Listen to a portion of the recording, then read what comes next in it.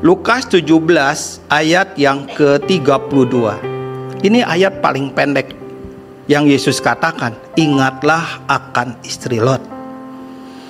Sampai hari ini kita nggak pernah tahu siapa namanya istri Lot. Tapi Yesus memberikan satu kalimat penting, ingatlah akan istri Lot. Kenapa Yesus mengingatkan kepada murid-muridnya dan orang-orang yang mendengar pada saat itu tentang istri Lot? Semua orang tahu kisah itu. Tetapi masalahnya kenapa diceritakan, diperingatkan dan diingatkan oleh Yesus kepada orang-orang itu? Karena istri Lot itu adalah orang yang hampir nyampe.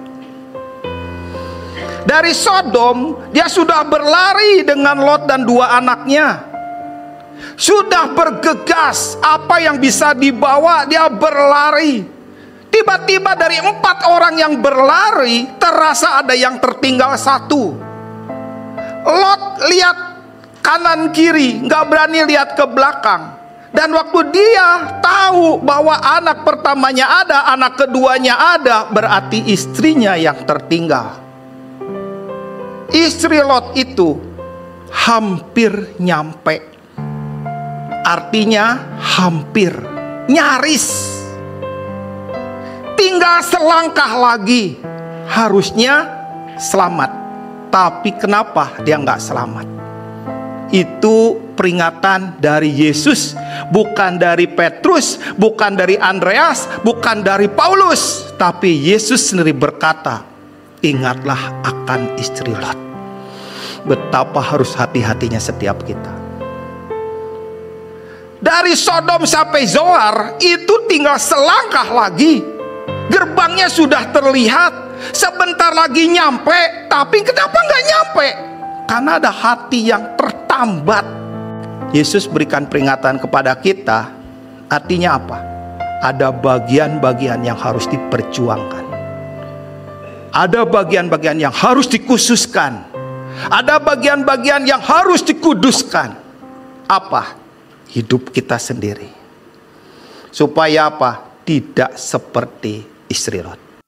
1 Petrus 2 ayat yang ke-16.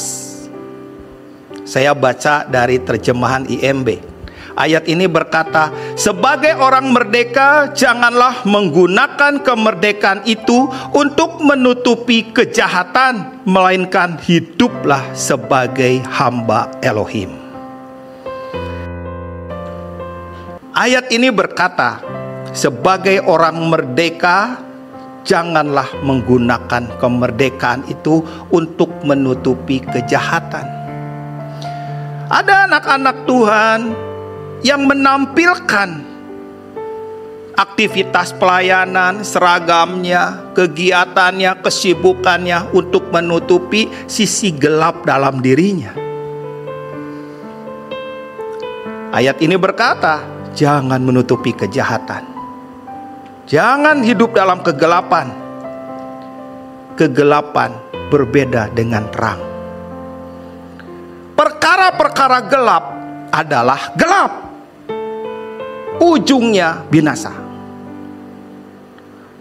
Ada orang-orang yang tinggal dalam kegelapan, walaupun dia jabatannya adalah majelis, bahkan pendeta, bahkan gembala senior. Hidup dalam kegelapan.